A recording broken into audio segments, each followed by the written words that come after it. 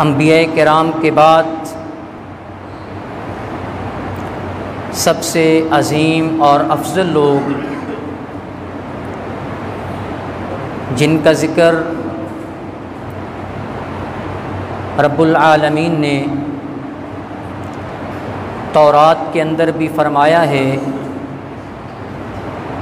جن کا ذکر رب العالمین نے انجیل میں بھی بیان فرمایا ہے، صرف ان کا ذکر ہی نہیں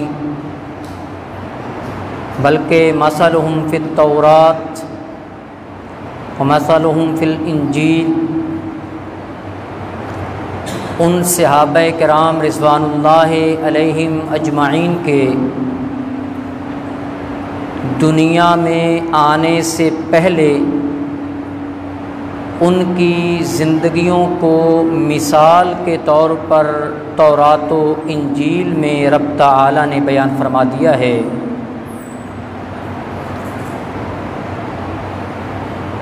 جن پاک باز ہستیوں کا ذکر اور ان کی زندگیوں کو آئیڈیل نمونہ اور مثالی بنا کر رب تعالی نے آسمان سے نازل ہونے والی آخری کتاب اور اس سے پہلے نازل ہونے والی کتابوں میں جن مقدس ہستیوں کا ذکر فرما دیا ہے، وہ ہستیاں کتنی ہی معزز اور محترم ہوں گی۔ اگر ان پاک باز ہستیوں کا ذکر رب تعالی نے تورات میں کیا، زبور میں کیا، انجیل میں کیا، تو کیا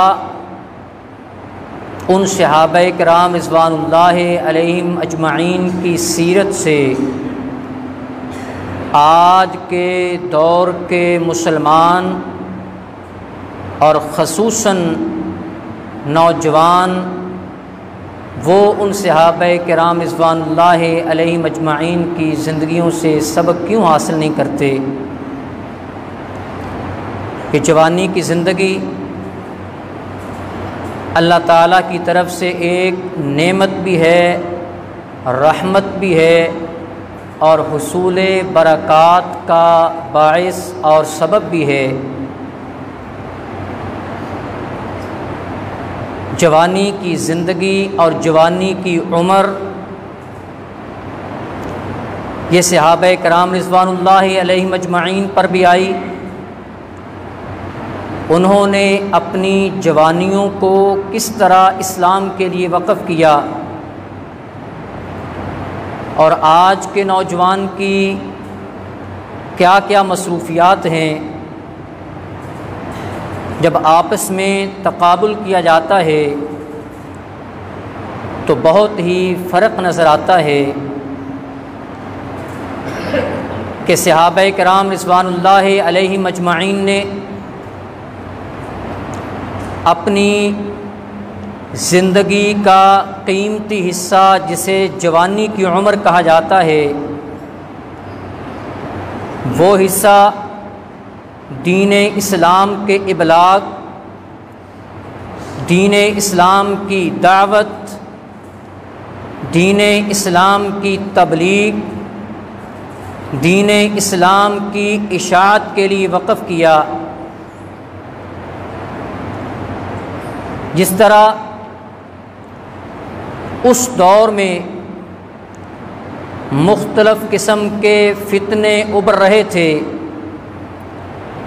ان فتنوں کا مقابلہ سب سے زیادہ نوجوان صحابہ کرام رضوان اللہ علیہم اجمعین نے کیا۔ آج بھی روز بروز کسی نہ کسی انداز اور مختلف طرق کے ذریعے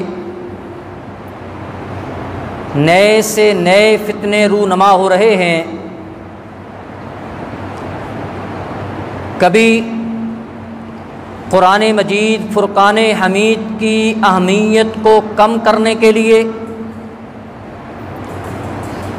اس کتاب حکمت کے مقابلے میں ایک نیا قرآن شائع کیا جا رہا ہے، اور کہیں رحمت للعالمین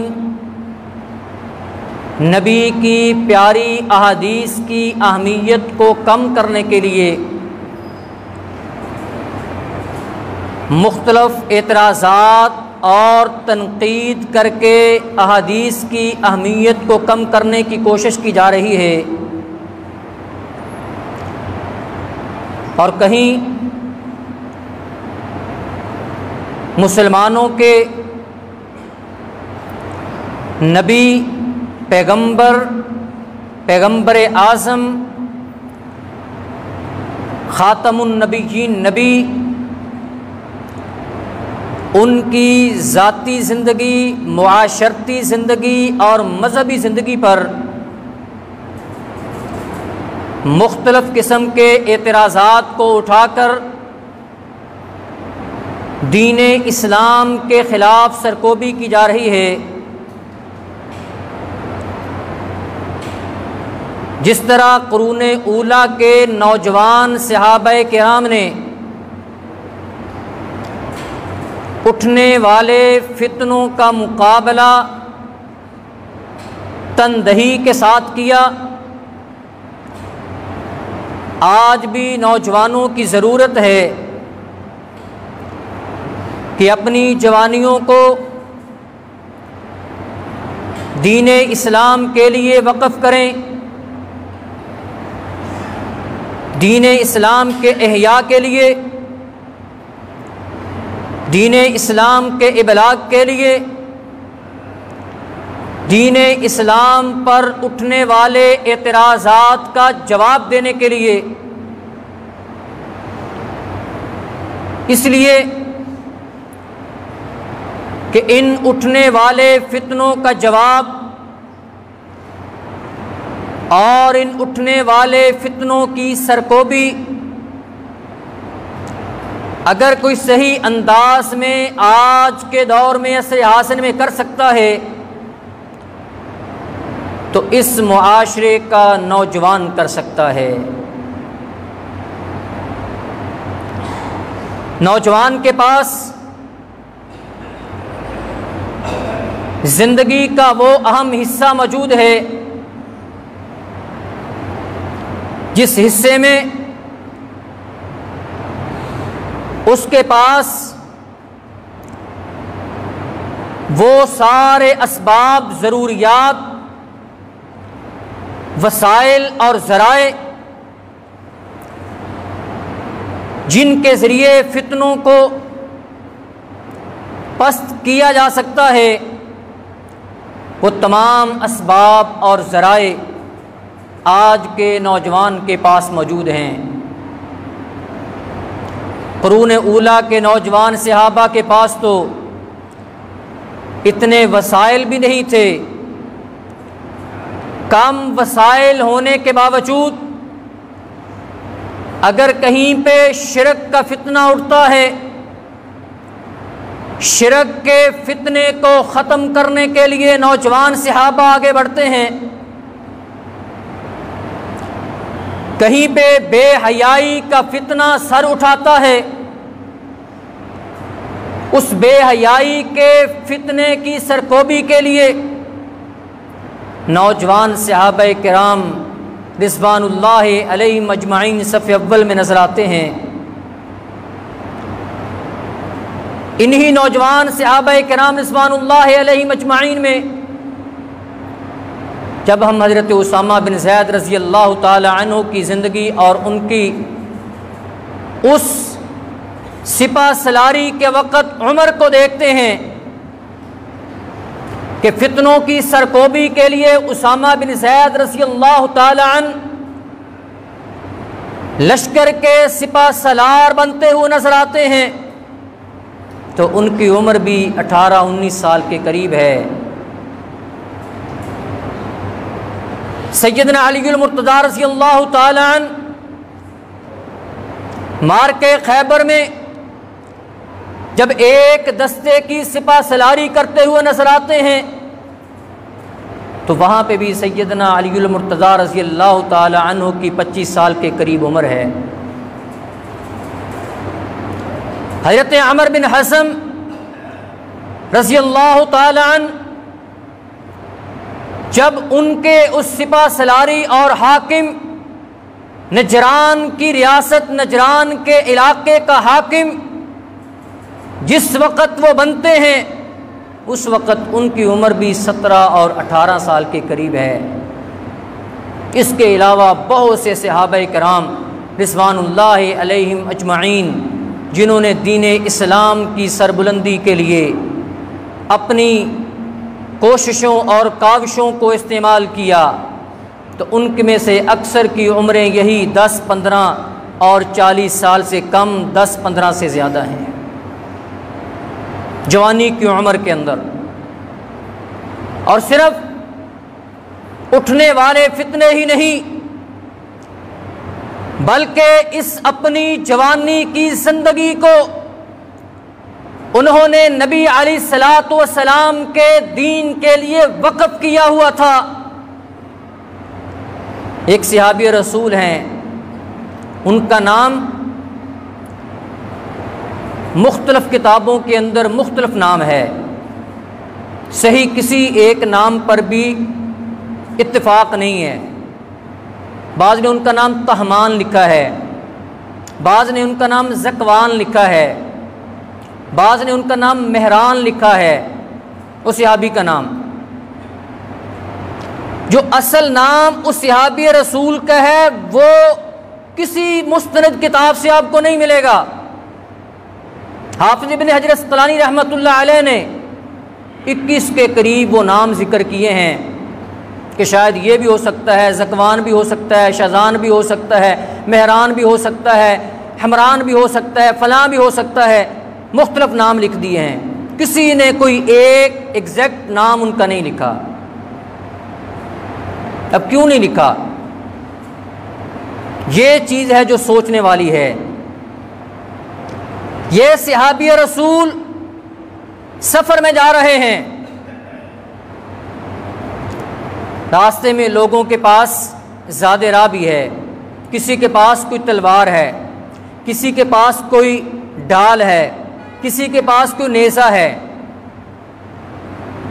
اب جب وہ تھک جاتے ہیں تو وہ تھک کر اپنا جو سامان ہے وہ اس صحابی رسول کے کندھے پہ رکھ دیتے ہیں۔ تلوار ہے، ان کو تھما دی، میں تھک گیا ہوں آپ اٹھا لیں۔ دوسرا اس کے پاس ڈال ہے، میں تھک گیا ہوں آپ اٹھا لیں۔ تیسرا اس کے پاس کچھ اور ہے۔ اس صحابی رسول ایک کے کندھے پہ سارے سامان رکھے ہیں اکثر۔ نبی علیہ الصلوۃ والسلام نے دیکھا، نبی علیہ الصلوۃ والسلام نے فرمایا انت سفینہ، اور تو کشتی ہے کہ تیرے اوپر سارے سامان لوڈ کر رہے ہیں، جو تھک جاتا تو نہیں تھکتا، تو کشتی ہے، تو سفینہ ہے، تیرے اوپر سارے سامان رکھ رہے ہیں۔ نبی علیہ الصلوۃ والسلام نے کہا انت سفینہ، تو کشتی ہے، تو سفینہ ہے۔ اچھا، اس کے بعد حضرت سفینہ رضی اللہ تعالی عنہ کے نام سے یہ معروف ہوئے۔ جب کوئی آدمی ان سے پوچھتا نام، بھئی آپ کا نام کیا ہے، اب نبی علیہ الصلوۃ والسلام کے ساتھ محبت دیکھیں، نبی علیہ الصلوۃ والسلام کی باتوں کے ساتھ محبت دیکھیں، اور آج ہم اپنا محاسبہ کریں کہ آج ہمارا نبی علیہ الصلوۃ والسلام کے ساتھ کیا تعلق ہے۔ ہم اپنی ہر چیز کو بالوں کی کٹنگ ہے، آج کا نوجوان کہتا ہے نہیں جی یہ کون سا ضروری ہے، فلاں جیسے کٹوانے ہیں، جیسے مرضی کٹوا لیں، یہ میری ذات کا مسئلہ ہے۔ داڑھی کا مسئلہ آتا ہے تو نوجوان کہتا ہے میری ذات کا مسئلہ ہے۔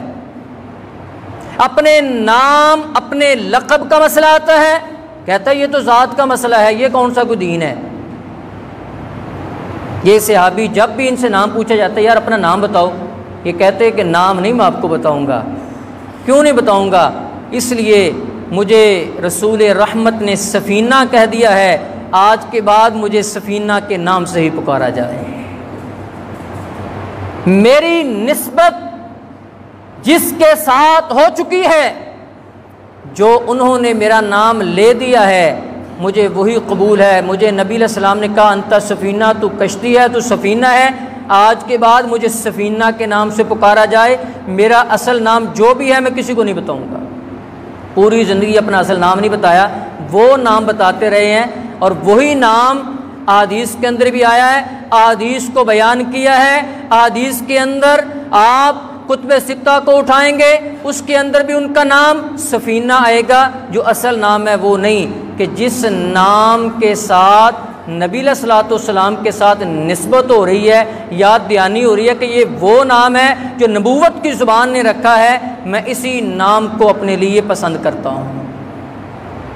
کہ ان صحابہ کرام کامل جنہوں نے نبی علیہ الصلوۃ والسلام کا کلمہ پڑھا تھا، ایک صحابی ہیں حضرت زمام رضی اللہ تعالیٰ عنہ، ایک ہے زماد، عمومی آپ نے سنا ہوگا ایک صحابی رسول کا نام حضرت زماد، ضاد میم الف دال۔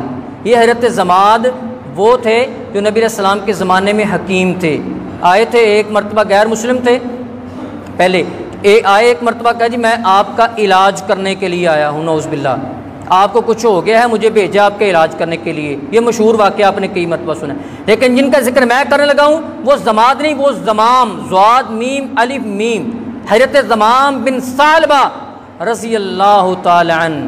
کس طرح انہوں نے اپنی جوانی کو دین اسلام کے لیے وقف کیا۔ بنو اسد قبیلے کے تھے، قبیلے والے لوگوں کو پتہ چلا کہ مدینے میں ایک آدمی نے دین اسلام کا نام لیا ہے، وہ دین اسلام کی تبلیغ کرتا ہے، ہم میں سے کچھ افراد جائیں اور جا کر دیکھ کر آئیں وہ تبلیغ کیا ہے، وہ پیغام کیا ہے، وہ بات کیا ہے۔ حضرت زمام رضی اللہ تعالیٰ عنہ کو کہا کہ آپ جوان ہیں، آپ جائیں، اگر کوئی مسئلہ بنا تو آپ وہاں پر آپ اپنی جوانی کے بل بوتے پر اس مسئلے کو آپ ہینڈل بھی کر لیں گے، آپ جائیں۔ حضرت زمام رضی اللہ تعالیٰ عنہ بعد میں صحابی بن گئے، تو حضرت زمام رضی اللہ تعالیٰ عنہ یہ آئے، نبی علیہ الصلوۃ والسلام مسجد نبوی میں ہیں، باہر اونٹ کو باندھا، باہر اونٹ باندھ کر مسجد نبوی میں سیدھے آ گئے، اور آتے ہی بڑے گسیلے انداز میں آ کر کہا آپ میں سے عبد المطلب کا پوتا کون ہے؟ گسیلے انداز میں نبی علیہ الصلوۃ والسلام نے فرمایا میں ہوں۔ کہا آپ کا نام کیا ہے؟ کہا میرا نام محمد صلی اللہ علیہ وآلہ وسلم ہے۔ کہا میں آپ سے، یہ وہ صحابی ہیں جنہوں نے نبی علیہ السلام سے قسمیں کھا کر کہا قسم کھا کر آپ مجھے بتائیں گے تو تب میں آپ کی بات مانوں گا، قسم کھا کر کہنا ہے۔ یہ پھر کہتے ہیں، تیسرا سوال کرتے ہیں، قسم ہے آپ کو آپ کے معبود کی، قسم ہے آپ کو اس معبود کی کہ آپ کے پہلے جس کی عبادت کرتے رہے، قسم ہے آپ کو اس معبود کی جس کی عبادت آپ کے بعد والے کریں گے۔ آپ مجھے بتائیں کیا آپ حکم دے رہے ہیں لوگوں کو کہ اللہ کے علاوہ کسی کو عبادت میں شریک نہیں کرنا؟ نبی علیہ الصلوۃ والسلام نے فرمایا جی میں ہی کہہ رہا ہوں کہ اللہ تعالیٰ واحد ہے، عبادت اللہ تعالیٰ کی ہوگی، عبادت میں اللہ تعالیٰ کو شریک نہیں کیا جائے گا، جو جانور بھی ذبح کیا جائے گا وہ اللہ کے نام پر ذبح کیا جائے گا، اللہ کے نام کے علاوہ کوئی جانور کسی جانور کو اللہ کے نام کے علاوہ ذبح نہیں کیا جا سکتا۔ پھر یہ قسم کھا کے کہتا ہے کہ آپ قسم کا آپ کو قسم ہے اس معبود کی، اس ذات کی جس کی آپ عبادت کرتے ہیں، جن کی عبادت پہلوں نے کی، جس کی عبادت بعد والے کریں گے۔ آپ نماز کا حکم دیتے ہیں، نبی علیہ السلام نے فرمایا میں حکم دیتا ہوں کہ نماز پڑھو۔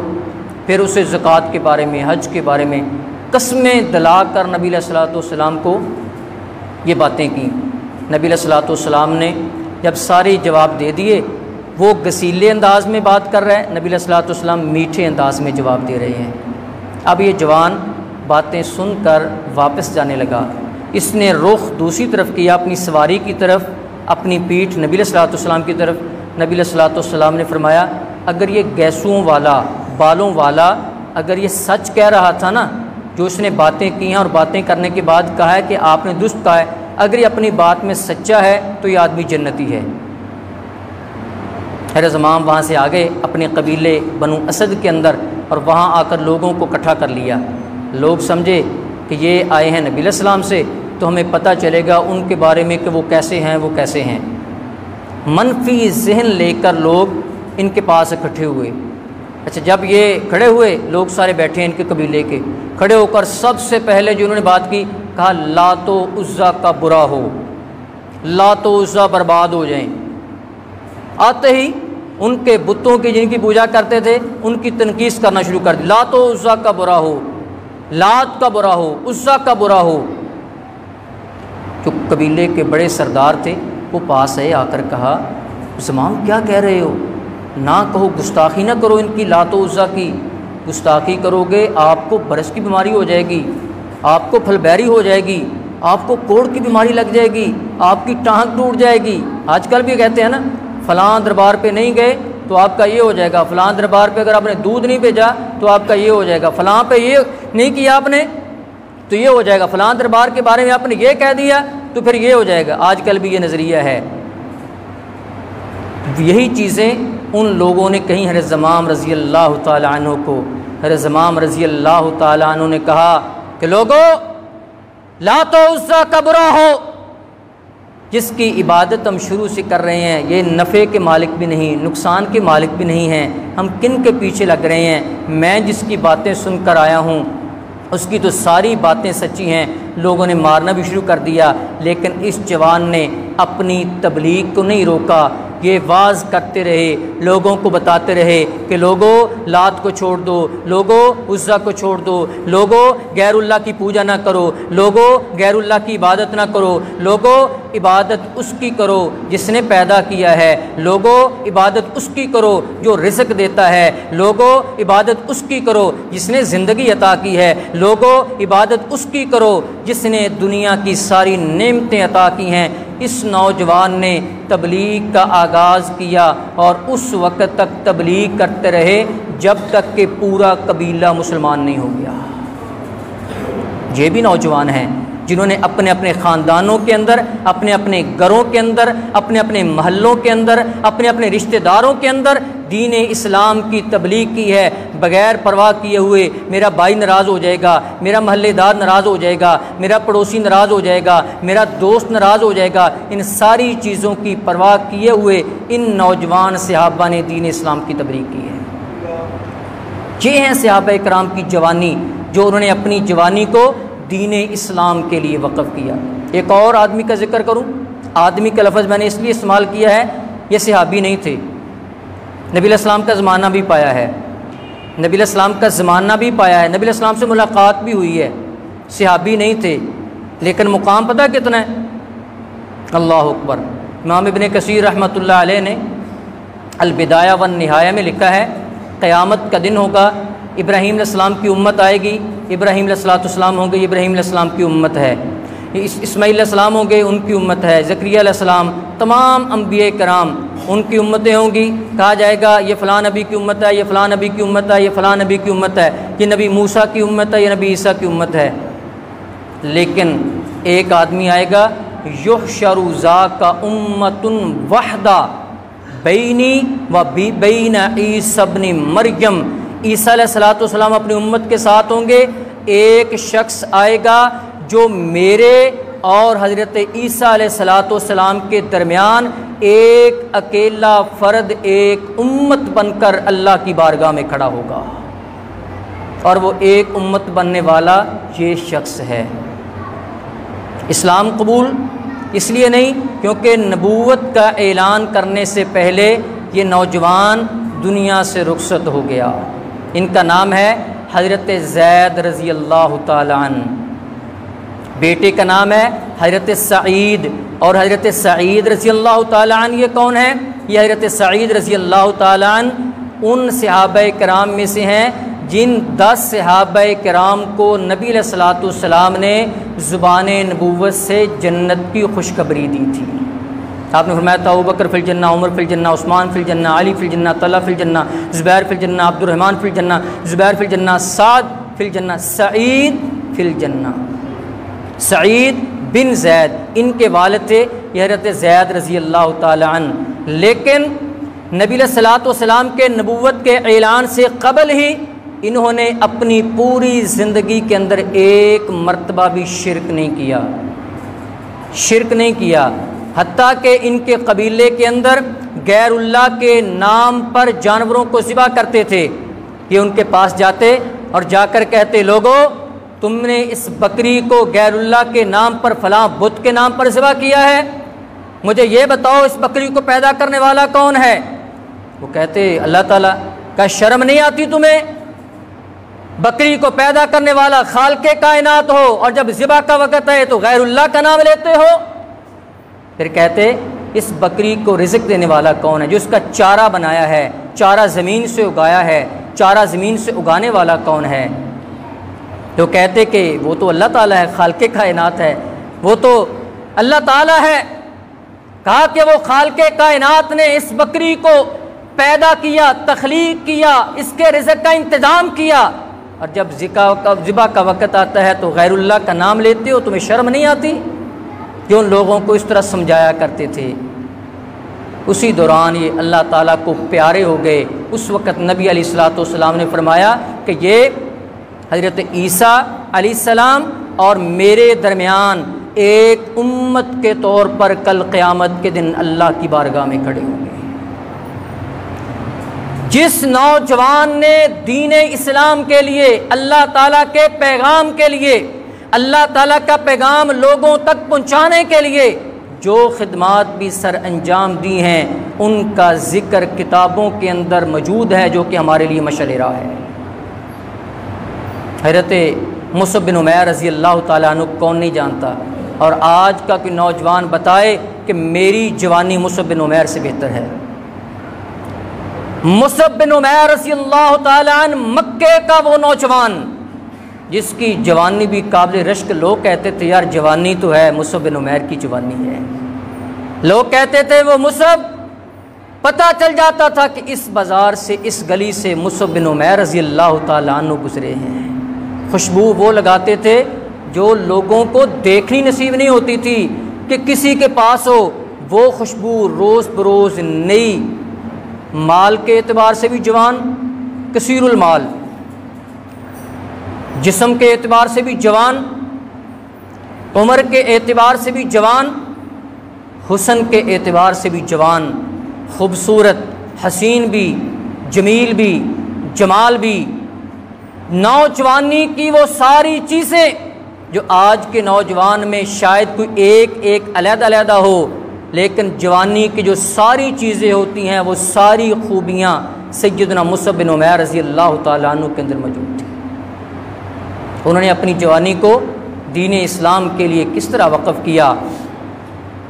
اسلام کو قبول کرنے کے لیے والدہ کو کہا کہ امی جان ہم اسلام کو قبول کر لیں۔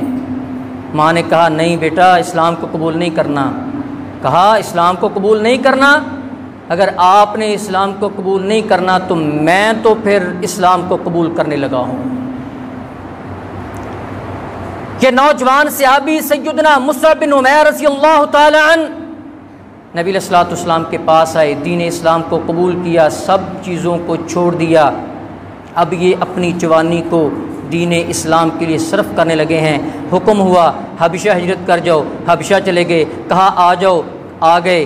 جو نبی علیہ الصلوۃ والسلام کی طرف سے حکم ملتا جاتا اسی طرح مصعب بن عمیر رضی اللہ تعالیٰ عنہ کرتے جاتے۔ یہ وہ نوجوان صحابی ہیں جو مدینہ میں سب سے پہلے نبی علیہ الصلوۃ والسلام کے سفیر بن کر گئے ہیں۔ آپ نے کہا جاؤ، مدینہ میں کچھ لوگ گئے ہیں اسلام قبول کر کے، ان کو سکھلانا ہے، آپ وہاں پہ جاؤ۔ سب سے پہلے مدینہ میں جس نے تعلیم کا آغاز کیا، معلم اول، وہ بھی سیدنا مصعب بن عمیر رضی اللہ تعالیٰ عنہ۔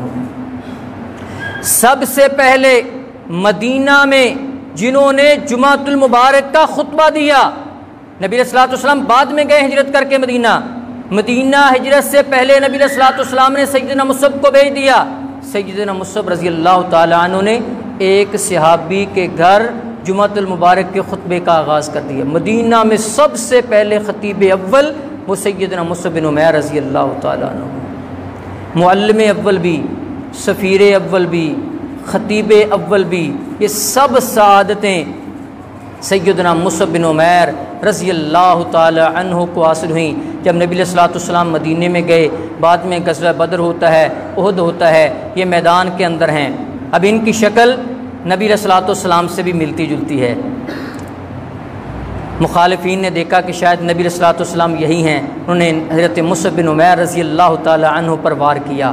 مصعب بن عمیر رضی اللہ تعالی عنہ زخمی ہوئے، جسم گر گئے، نبی علیہ الصلوۃ والسلام پاس آئے اور اس وقت حضرت مصعب رضی اللہ تعالی عنہ کہہ رہے تھے وما محمد الا رسول قد خلت من قبلہ الرسل افإن مات او قتل انقلبتم علی اعقابکم۔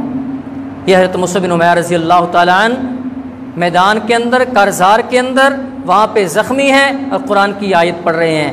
نبی علیہ الصلوۃ والسلام آئے اور نبی علیہ الصلوۃ والسلام نے سیدنا مصعب بن عمیر رضی اللہ تعالی عنہ کو دیکھا اور دیکھ کر کہا قرآن کریم کی آیت پڑھنا شروع کر دی، من المؤمنین رجال صدقوا ما عاهدوا اللہ علیہ فمنہم من قضا نحبہ ومنہم من ينتظر۔ لوگوں میں سے وہ لوگ ہیں جنہوں نے جو میرے سے وعدہ کیا تھا، اللہ سے جو وعدہ کیا تھا، اللہ کے نبی سے جو وعدہ کیا تھا وہ سچ کر دکھایا ہے، آج اپنی ساری چیزوں کو دین اسلام کے لیے قربان کر دیا ہے۔ پھر اس کے بعد پتہ آقا علیہ الصلوۃ والسلام نے کیا، میں جوانی کا ذکر جو کرنے لگا ہوں، نبی علیہ الصلوۃ والسلام نے فرمایا ما رأیت بمکہ احدن، پورے مکہ کے اندر میں نے مصعب بن عمیر سے زیادہ کسی کو حسین نہیں دیکھا۔ یہ مصعب بن عمیر، فرمایا احسن، مصعب بن عمیر رضی اللہ تعالی عنہ سے بڑھ کر مکہ کے اندر کوئی حسین خوبصورت نہیں تھا۔ اس نوجوان نے اپنے حسن کو بھی دین اسلام کے لیے قربان کر دیا۔ فرمایا ولا لمتن، آج ہم بالوں کے لیے نہ تو پرواہ کرتے ہیں والد کی کہ والد نے تو ماشاءاللہ داڑھی رکھی ہے، پہلی صف کے نمازی ہیں، اور بیٹے کی کٹنگ وہ کچھ اور ہی ہوتی ہے، باپ کی پرواہ نہیں کہ باپ، نہ خاندان کی پرواہ، خاندان کون سا کہ ہمارا کس گھرانے کے ساتھ تعلق ہے، ہمارا کس خاندان کے ساتھ تعلق ہے، اور ہماری کٹنگ کیسی ہے۔ نبی علیہ الصلوۃ والسلام پتہ کیا فرماتے ہیں، فرمایا ولا لمتن، پورے مکے کے اندر سب سے زیادہ خوبصورت جس کے بال تھے وہ یہی مصعب بن عمیر رضی اللہ تعالیٰ عنہ تھے۔ ولا لمتن، گیسو اور زلفیں سب سے زیادہ خوبصورت اگر کس کی تھیں تو وہ سیدنا مصعب بن عمیر رضی اللہ تعالیٰ عنہ کی تھیں۔ اور پھر فرمایا ولا انعم من نعمت من مصعب بن عمیر رضی اللہ تعالیٰ عنہ، مکہ کے اندر سب سے زیادہ اللہ تعالیٰ نے جس پر اپنی نعمتوں کی برخہ حاصل کی تھی وہ بھی سیدنا مصعب بن عمیر رضی اللہ تعالیٰ عنہ۔ مال بھی عطا کیا تھا، جوانی بھی عطا کی، حسن بھی عطا کیا، خوبصورتی بھی عطا کی، قبیلہ بھی اچھا عطا کی، ساری چیزیں، ساری نعمتیں اللہ تعالیٰ نے عطا کی تھیں، مگر اس جوان نے اپنی ان ساری نعمتوں کو دین اسلام کے لیے وقف کر دیا۔ میت پڑی ہوئی ہے، شہید ہو جاتے ہیں، آقا علیہ الصلوۃ والسلام فرماتے ہیں اس کو کفن دو، کفن کا کپڑا ایک چادر لائی جاتی ہے، ایک چادر، دو چادریں نہیں مل رہی۔ جو مکہ کا شہزادہ ہے، نوجوان ہے، جس جیسا خوبصورت کوئی نہیں، جس جیسا خوبصورت لباس پہننے والا بھی کوئی نہیں، ایک دن ایک مرتبہ لباس پہن لیا، بعض طریق نگاروں نے لکھا کہ دوبارہ وہ لباس نہیں پہنتے تھے قبول اسلام سے پہلے، لیکن اسلام قبول کرنے کے بعد ساری چیزوں کی قربانی کر دی، لیکن جب میت پڑی ہے کفن کے لیے ایک چادر ہے۔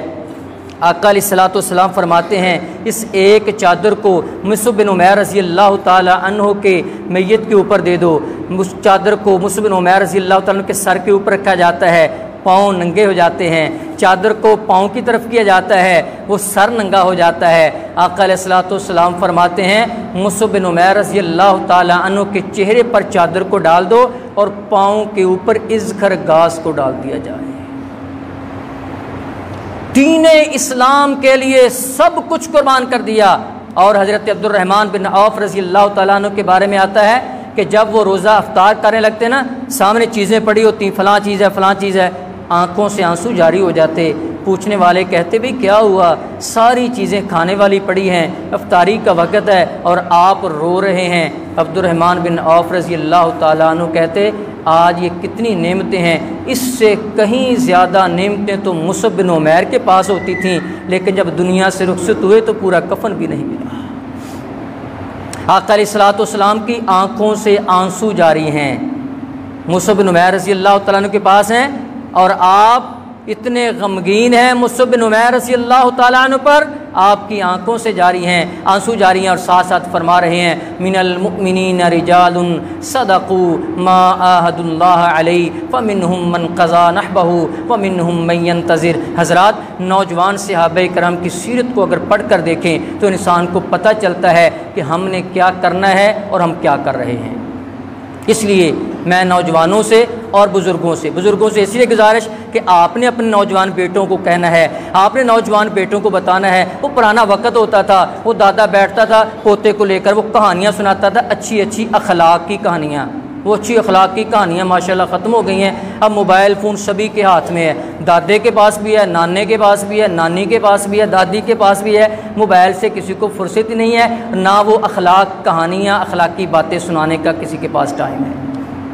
اس لیے گزارش کرتا ہوں بزرگوں سے بھی اور نوجوانوں سے بھی کہ صحابہ کرام رضوان اللہ علیہم اجمعین کی سیرت کو پڑھیں۔ جس طرح کاروبار میں ترقی کرتے ہیں، کوئی آدمی پڑھتا ہے بی ایس سی کی، اب کہتے ہیں یار ایم ایس سی کر لو، ایم ایس سی کر لی یار میں ایم فل کر لیا یار میں پی ایچ ڈی۔ اس میں ہم ترقی کرتے ہیں تعلیم میں، تعلیم حاصل کرنے کے بعد پھر ہم لگ جاتے ہیں جاب کے اندر، یار جاب لگ جائے نا، بس 14واں اسکیل مل جائے، 14واں اسکیل مل گیا، 15واں یار مل جائے، 16ویں کی دوڑ، 17ویں کی دوڑ، 18ویں کی، 19 کی، 20، 21، 22 تک پہنچ جاتے ہیں، دوڑ۔ لیکن کیا دین اسلام کے لیے کوئی دوڑ نہیں ہے؟ میں آپ سے ریکویسٹ کرتا ہوں کم از کم اتنا کریں، جتنی آپ کی عمر ہے، جتنے سال آپ کی عمر ہے، کم از کم اتنی کتابیں تو آپ کے پاس صحابہ کرام کی سیرت پر ہونی چاہیے۔ اگر نہیں چلیں ایسا کر لیں کہ گھر کے اندر جتنے موبائل ہیں، گھر میں جتنے موبائل ہیں اتنی کتابیں تو صحابہ کرام کی سیرت پر ہونی چاہیے۔ اگر اتنے بھی نہیں ہو سکتے تو کم از کم قرآن کریم ایک اردو ترجمے والا اور ایک حدیث کی کتاب اردو ترجمے والی اور ایک صحابہ کرام کی سیرت اردو زبان میں کتاب، یہ 3 کتابیں اپنے گھر میں ضرور رکھیے۔ بعض لوگ کہیں گے کہ زیادہ کتابیں ہم نے کیوں رکھنی ہیں، تو موبائل زیادہ کیوں ہیں؟ بعض کہیں گے 2 ترجمے والے قرآن گھر میں کیوں رکھنے ہیں، ایک سے ہم سبھی پڑھ لیا کریں گے۔ تو بھئی ایک موبائل سے سبھی کال نہیں کر سکتے گھر میں، موبائل بھی ایک گھر میں رکھ لیں، سبھی اس سے کال سن لیں، سبھی اس سے کال کر لیں۔ اگر ایک موبائل سے گھر میں گزارا نہیں ہوتا تو ایک ترجمے والے قرآن پر گزارا کیوں؟ جتنے افراد ہیں اتنے رکھیں۔ اگر یہ نہیں کر سکتے تو وہی کم از کم ترجمے والا ایک قرآن، ترجمے والی ایک حدیث کی کتاب اور ایک اردو زبان میں صحابہ کرام کی سیرت پر کوئی کتاب اپنے گھر میں رکھیں، تاکہ ہمیں پتہ چلے کہ ہمارے بڑے کیا تھے، کون تھے، ہم نے کیا کرنا ہے اور کیا کر رہے ہیں۔ وما علیہ الا البلاغ۔